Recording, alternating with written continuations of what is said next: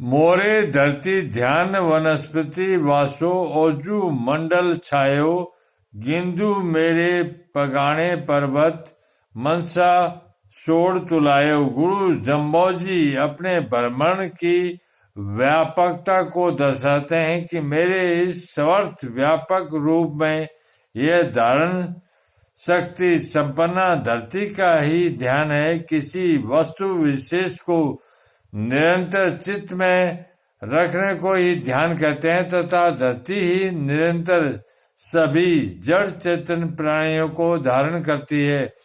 इसलिए मेरा ध्यान तो धरती की तरह अडिग है, अर्थात धरती रूप ही है। जिस प्रकार इस धरती से ही भोजन प्राप्त करके वनस्पति धरती के आधार पर खड़े हैं और कण कण में विद्यमान है, उसी प्रकार से श्री देव जी कहते हैं कि मैं भी ध्यान रूप अडिग होकर वनस्पति रूप में सर्वत्र व्यापक हूँ तथा वनस्पति की तरह परोपकारी भी हूँ।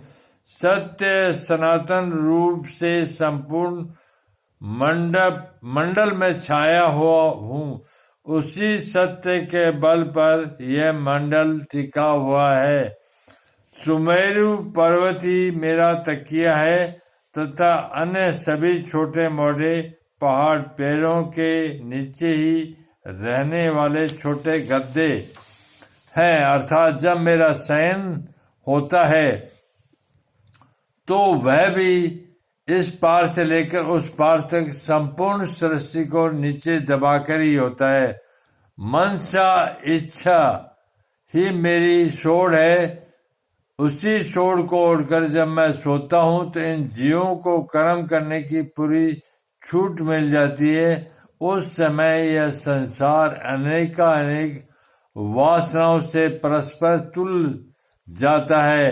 अनेक व्यक्तियों की परस्पर वासनाएं संघर्ष पैदा करती है, स्नेह पैदा करती है। वासना पूर्ति के लिए मानव कार्यरत होता है, जिससे इस संसार की उत्तरोत्तर वृद्धि होती है। सूर्य चंद्र पृथ्वी आदि अनेक लोक भी परमात्मा की इच्छा से ही एक दूसरे के आकर्षण से तृप्त हुए हैं, इसलिए अपने अपने स्थान में स्थित हैं।